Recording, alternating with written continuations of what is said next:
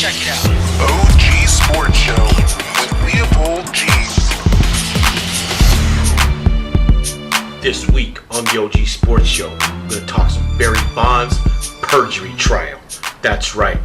Barry Bonds' Perjury trial is in full swing in San Francisco, and Judge Susan Ilston has sealed the release of jurors' names from all media, a move that makes sense after the grand jury debacle in 2005 that shook up the sports world when grand jury testimony was leaked to the press in the Balco steroid scandal. The question posed to Barry Bonds is, did he knowingly use steroid? He has been charged with perjury and obstruction of justice and has pleaded not guilty. Bonds' former personal trainer and close friend Greg Anderson spent over a year in prison refusing to testify against his friend Barry Bonds. Refusing to snitch on his friend has cost Anderson his freedom, and the federal courts have yanked Anderson in and out of prison like a rag doll. He has been informed that he will be held in contempt of court for the duration of the Bonds trial. Judge Ilston has ordered Anderson back to court on March 22nd to be jailed for the duration of the trial. Evidence to be presented so far to the jury will be that prosecutors granted Bonds immunity for testifying truthfully to the grand jury about his drug use.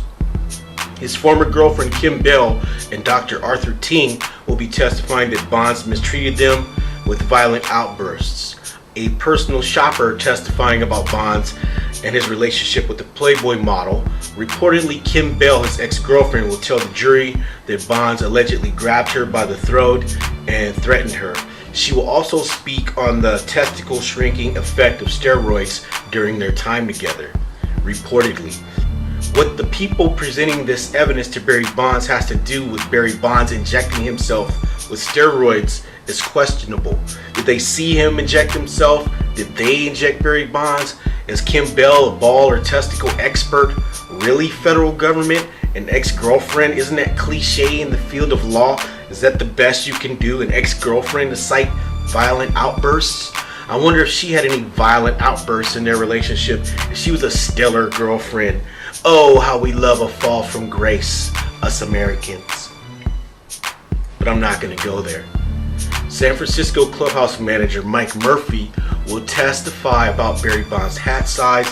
Prosecutors will show photos of Bonds' physique and how it has changed over a 20-year period, something I think we all see as a drastic change in girth.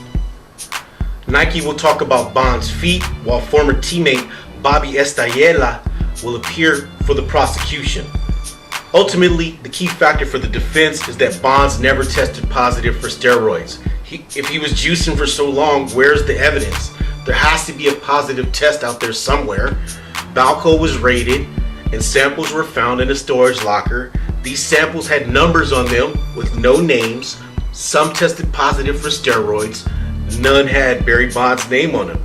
To be honest, the prosecution has a weak case and it's beginning to look like a manhunt. And there's your OG analysis. We're going to keep this in perspective for you. We're going to constantly keep you updated on this Barry Bonds perjury trial. It's something we've been following for years. Some of the first podcasts were from the Barry Bonds perjury trial. Only for the OGs, only on the OG Sports Show. Check it out. OG Sports Show with Leopold Geans.